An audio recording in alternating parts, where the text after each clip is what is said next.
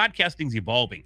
It's changing. Branding is absolutely important. I think as creators, we have to keep that in mind as we continue to build and grow our shows. The impact that a solid brand or a solid recognizable element can have on you and your career and your recognizability. That one change made all the difference in the world.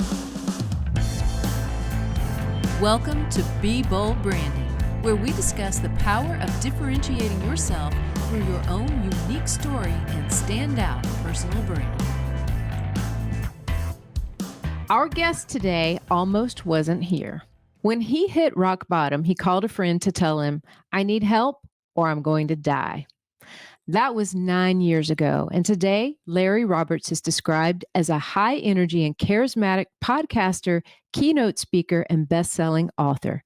He's grown to become one of the most highly sought after podcasting coaches and content creators in the industry. He's also recognized for his signature red cap wherever he goes. And today, we're learning the bold moves it took to get him to the top of his game. Larry, welcome to Be Bold Branding. Thank you so much. It's great to be here. Yeah, I have to say, I love the hat. And we might get you to tell the story of the hat before the show's over with. But being branders, it's awesome. I appreciate that. It's not a long story, but it's a story that, and I've only been doing it about a year. And it literally just November was a year. November 9th, I think it was 1 year that I started wearing the red hat. And man, I'll tell you the impact, you talk about the bold impact that just this slight change had on literally everything that I'm doing, including the trajectory of my podcasting career. That one change made all the difference in the world. It's really amazing. It is.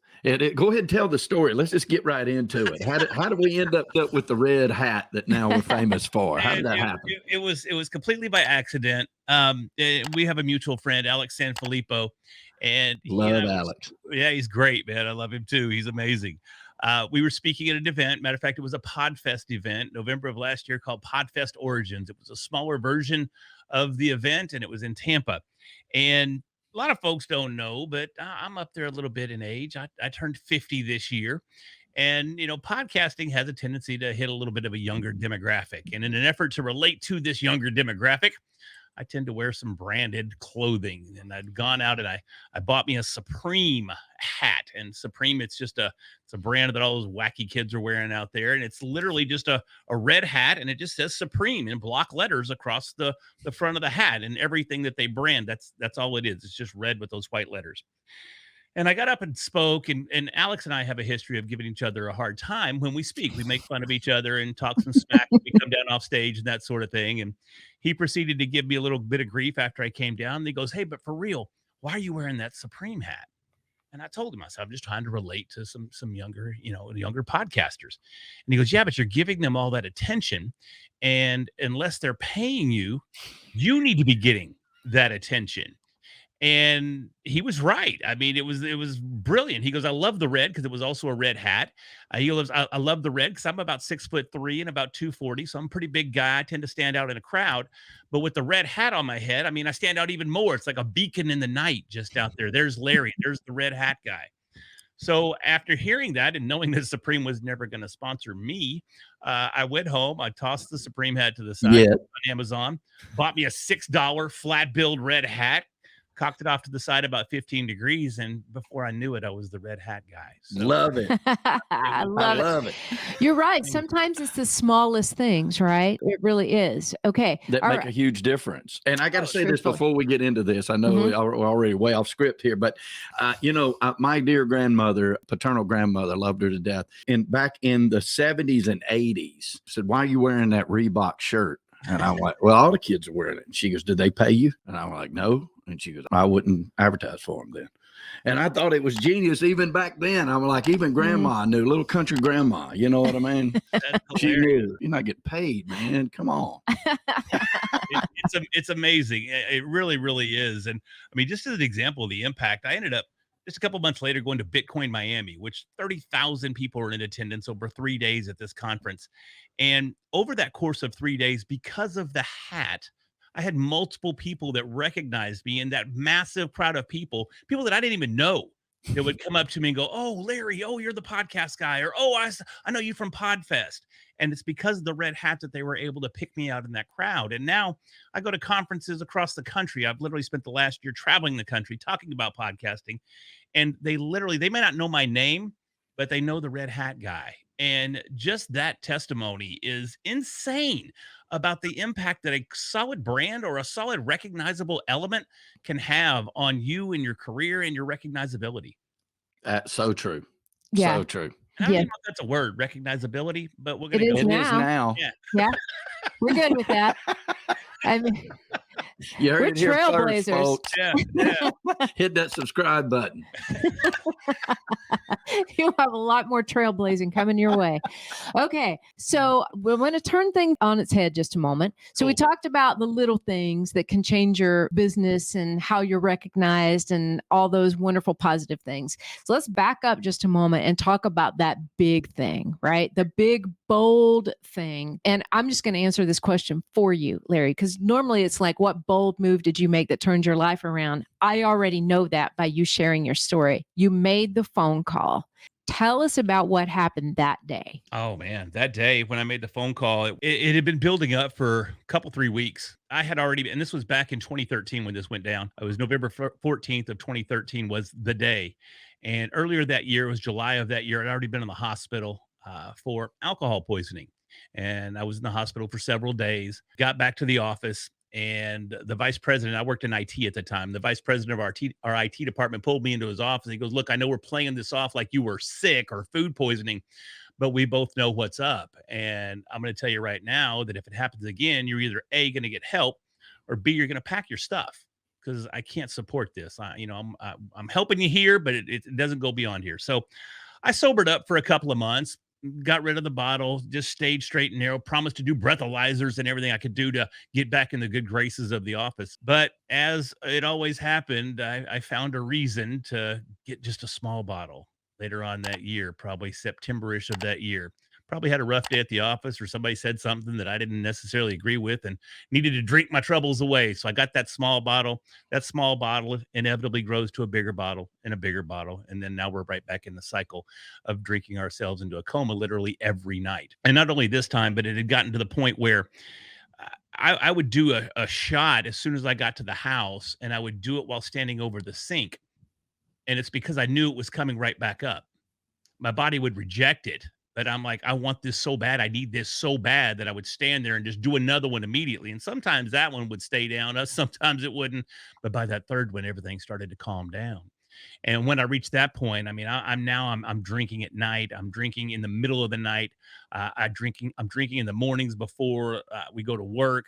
Drinking at lunch because I'm finding reasons to go to the house instead of go have lunch with the guys. I got to go home, get me a few shots, and it just became just overbearing. I mean, just overwhelming, the whole thing. And eventually, it got to the point there, probably late October, early November, where I just started calling in. Wasn't going to the office, wasn't going to work. I was literally drinking all day, every day. And I really don't even know how I survived up to this point because I wasn't really eating either. Food didn't work. It was just the alcohol.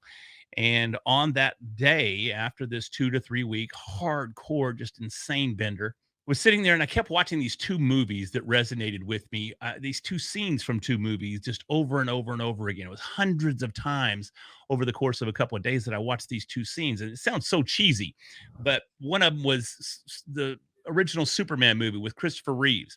At the end of the movie, Lois Lane dies and he has to rip her from this car that had gotten buried in a landslide. And he's holding her limp body and there's nothing he can do. And her head kind of falls to the side. He lets out this little whimper. And then when he realizes he's powerless, he flies off into the air and he just lets out this just guttural yell, just this roar.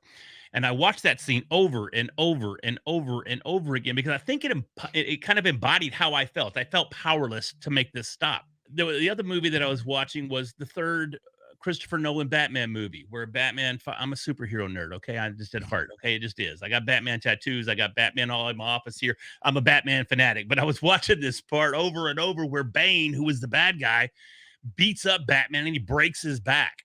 Mm-hmm. And I think that scene resonated with me because that's how I felt. I felt broken.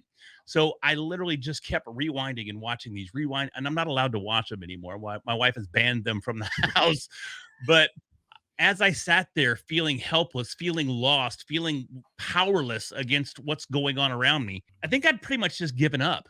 And I think honestly, at this point, I was kind of just committing a slow motion suicide. But then for some reason, that day, that afternoon, clear as day, a voice came to me, and you can call it a premonition, you can call it God, you can call it whatever you want to call it. But it literally was as clear as I'm speaking to you right now. And it said, Larry, if you don't get help right now, tomorrow's not happening. You're not going to be here tomorrow. You're done. And somehow that moment of clarity extended to a phone call. I managed to get up and call my friend Kenny. I said, hey, bro, I need help. It's over. I'm done. And before I knew it, he jumped into action, and he worked with my wife at the same office that we all worked at the same place. They went and got the VP who had to talk with me back in July, said, Ray, he's ready to go. He needs help. Let's make this happen.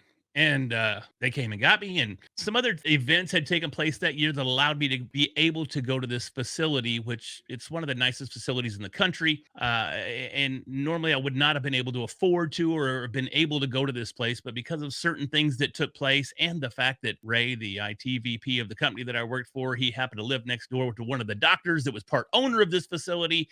So they even got me a little discount there. I'm just saying that all the stars lined up. Everything was in line for me to be able to go to this facility to get the help that I needed at the time. And they came and got me, took me to the facility. They couldn't stabilize me. My vitals were off the charts, and I couldn't even stay at the rehab facility. They had to call an ambulance.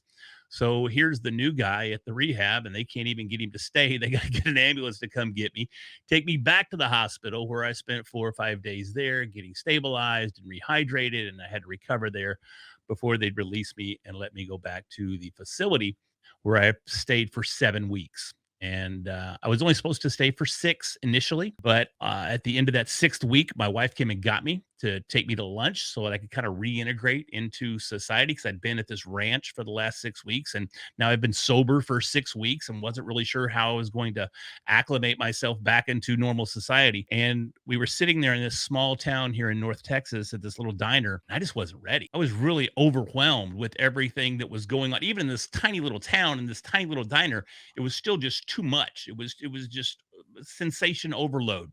So I ended up going back to the facility, staying for an additional week, and then was released after that week, and been sober ever since. Well, congratulations. Absolutely. First off. And what a story, man. I thought maybe you stayed that 7th week because you're such an overachiever. Probably what it was. Yeah. So make sure we get this right. Yeah, exactly. No, I make light of a very serious situation, but we're glad to know you now, and we wouldn't know you if that had turned out different, as well as, hundreds of thousands of people that have been affected by you, and that's just going to be the beginning. So we're glad to have you around, man. I appreciate that, and I make light of it too now. Obviously back then it was very serious, and sure, you're still telling the story. It still grabs me, and I mean, I still. I can still get pretty leaky in the eyes pretty easy when I think back to those times and those days. But I'm thankful for the opportunity, for the treatment that I was able to get at the time, and everything that just kind of fell into place. And yeah, I'm just thankful that I'm here to be able to share that story with you today. I love it. We are too. We are too. Very glad now. So let's take that segue into sharing stories, right? So what led you into podcasting? Podcasting I was lost actually when I got out of rehab, because I started podcasting shortly after I got out. I got out in January of 14, and I don't remember exactly what month it was. I want to say it was around April that I had finally been convinced. Okay, I'm a huge fight fan. Okay, I used to be a karate guy back in the day, and the UFC was happening when I was teaching karate back in the day, and my goal was to be a UFC fighter. Didn't ever happen, but that was my goal. I did have some friends that made it, so I was a little bit jealous. But being a huge fight fan, Joe Rogan, the #1 podcaster in the world, also commentates for the Ultimate Fighting Championship, and he was calling the fights back in the day. So a friend of mine said, dude, you already know who he is. You like the way he calls the fights. You're going to love his show. Listen to this podcast. And I'm like, I don't have time for some silly podcast, man. That's for nerds. I ain't got time for it. But I listened to the podcast, and on that particular episode, there were 2 comedians. It was Joey Diaz and Tony Hinchcliffe. And if you know anything about comedy, then you've probably heard of these guys. If not, and you're sensitive in the ear region, don't listen because it's very offensive content. But but it was my kind of content. I grew up in the 80s, and I grew up on Sam Kinison and Dice Clay and all these guys that I wasn't supposed to listen to as a teenager. Right. But, I'm watching scrambled HBO whenever they had their specials so I could hear these great quality jokes. But anyways, these guys reminded me of that kind of comedy. And I was like, you can do this on a podcast? I can say these jokes and not get in trouble on a podcast? I got to have one of these things, man. I got to start this podcast. So I learned a little bit about it. I started watching some Pat Flynn videos and some Cliff Ravenscraft videos and listening to their podcast to try to figure out how to do this thing. And I went out and I bought the absolute worst podcast mic you can buy. It's called a Blue Snowball. It's about the size of a softball, and it's white. That's why they call it a snowball, and it's round, just like a ball. And I got me a co-host who was an open micer here in the DFW area. And we started our first podcast, and it was a comedy podcast. And our goal was to essentially just be as dirty as possible and not get in trouble. This was great. So we sat there. Freedom. It was awesome. Yeah, this is great. So we sat there. It actually is in my game room, just on the other side of my studio wall here. And we sat on the ottoman and we gently held that little snowball microphone. And I would say my lines and snicker a little bit. Then I would gently hand him the mic and he'd say his lines and we'd snicker a little bit. And we did this for about an hour and a half. We stopped that record button, played it back, and went, there is no way to release this. We cannot hear this. There's no way. No, we'll never recover from this. So episode 1 never got released, but we cleaned things up just a little bit. And we started my very first podcast, which was a comedy podcast. And I would say the name, but the name has a bit of an innuendo to it. And I don't want to offend any of your viewers. So we have a little something in common with you. Our first podcast episodes were absolutely horrific, but we did release them. Yeah, they were terrible.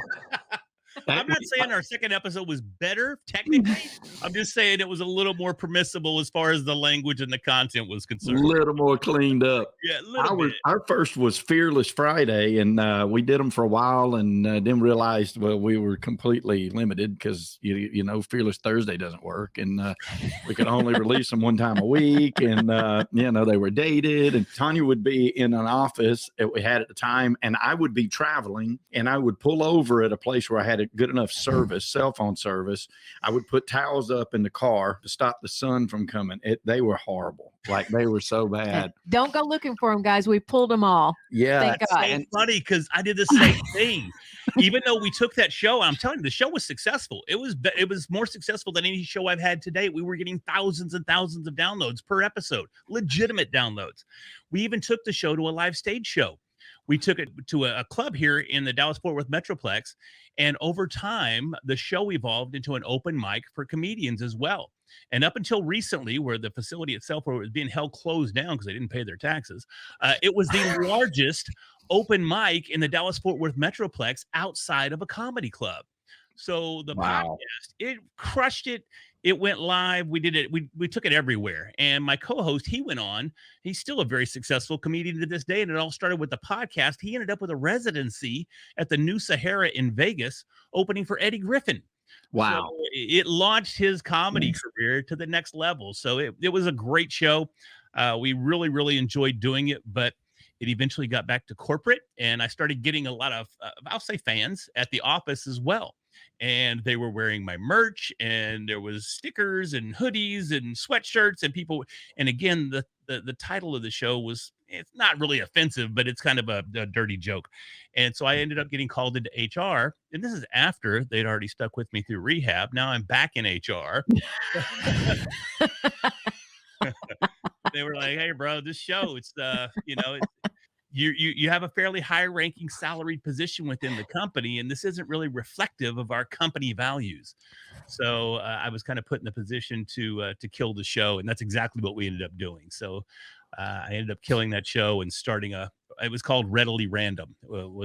And Readily Random is still the name of my company to this day. I'm currently rebranding because that's a terrible name and a terrible brand, but we're learning. We didn't know back then. It's been an evolutionary process every step of the way, but that's how that first podcast disappeared. I ended up having to pull it down from all the hosts and all the different internet sites that it was on and all that fun stuff. So, well, congratulations for your success either way. That's right. That's incredible. It's still awesome. And it also, I mean, this got to tie into branding somehow, right? Yeah. How important is a podcast to a person's brand? What's your thoughts on that? 100%. I mean, if I was to still have that podcast, and sometimes I still miss it, don't get me wrong. It was a lot of fun, met a lot of fun people. But at the same time, I wouldn't be where I'm at right now if I still had that show. Would I still be experiencing some level of quote unquote success? Most likely. Would the show have continued to grow? Possibly. Could I, how old was I then? I don't know, mid 40s. Could I do the circuit as a comedian, staying up till 2, 3 o'clock in the morning, hitting mics and doing stage? No, I couldn't ever keep up with that. So it wouldn't have worked. But I wouldn't be doing what I'm doing today. I wouldn't have Red Hat Media. I wouldn't be the consultant that I am. I wouldn't be the editor-in-chief of one of the largest podcasting industry newsletters on the planet. None of that would have happened had I stuck with that particular brand. So branding is absolutely important. And I'm glad that while at the time I was a little upset about it, but I'm glad that they pulled me in there and went, hey, man, this definitely doesn't fit our brand as a company.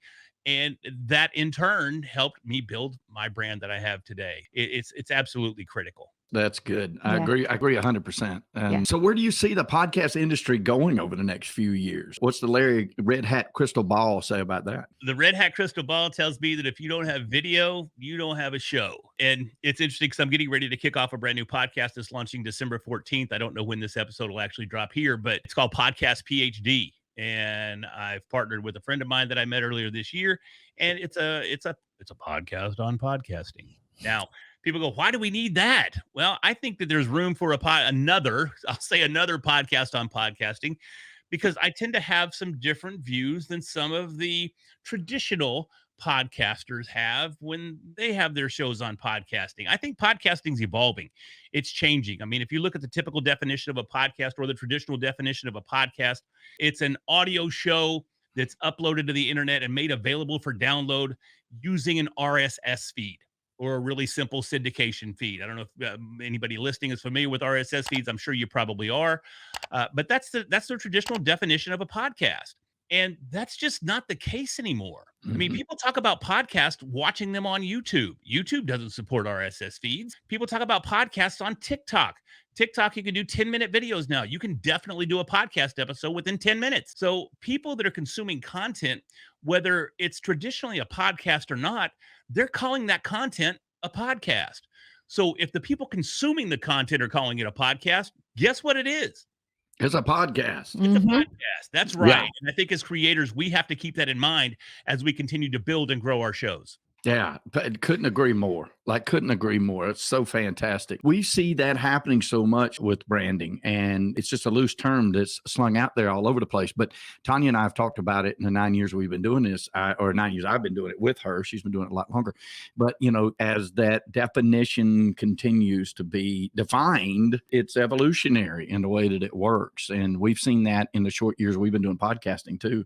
We were just telling somebody on another show, we were doing those crappy podcasts. We don't have near the tenure you do, but when we were doing it, there was no Alex Sanfilippo to help you. There was no Larry Roberts around either. Larry Roberts to help you. Right. I had an intern in the office that was calling people and writing people and emailing people. We literally would send written letters like, can we be on the show? Can you be on our show? We would get applications. It'd be 4 or 5 pages worth. Tell us what you did. Tell us this. We might let you on stuff. Then we figured out, well, hold on just a minute. We don't fill out applications. And then, and the next thing you know, we send a different email and they're like, come on the show. And we're like, we bypassed the application. But it's made it when you don't have to fill out the application anymore.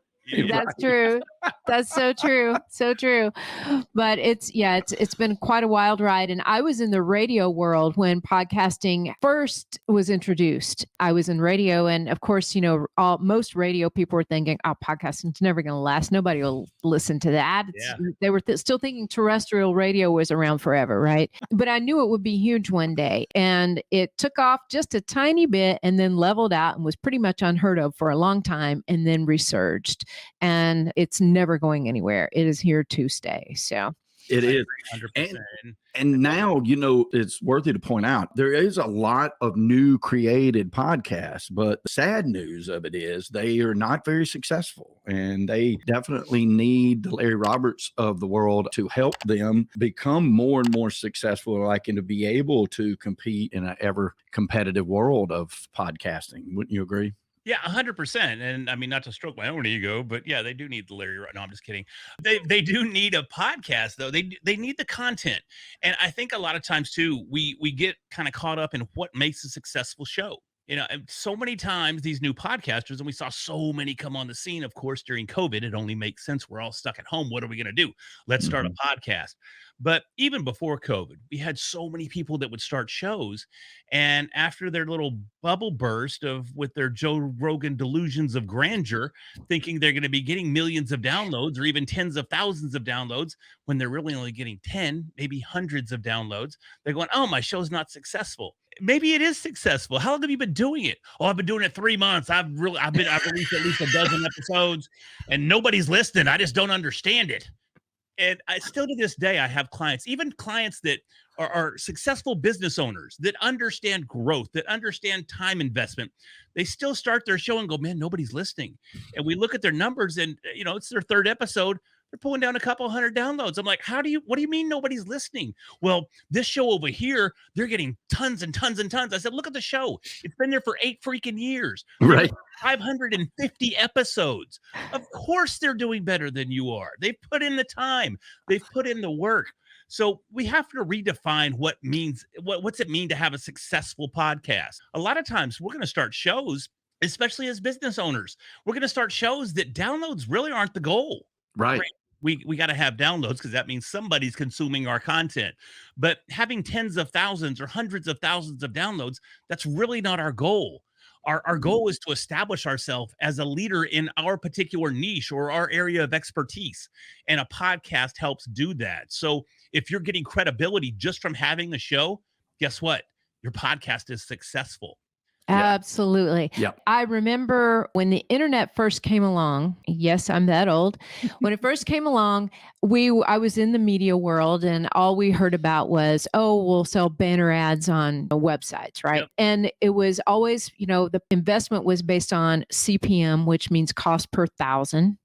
And it's like how many thousands of people are seeing that particular banner. And, that's how much you charge for your internet presence, right? Mm-hmm. And I always used to say, I don't need 50,000 impressions because it was about, cost per thousand impressions. I don't need 50,000 impressions. I just want to talk to 50 people who want to do business. Right. True.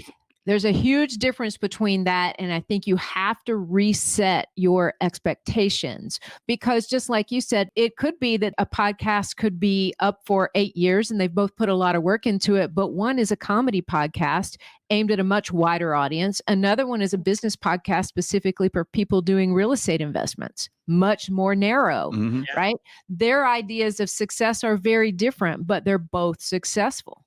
Yeah. Yeah, like we've got a friend that's got a podcast on tax advice.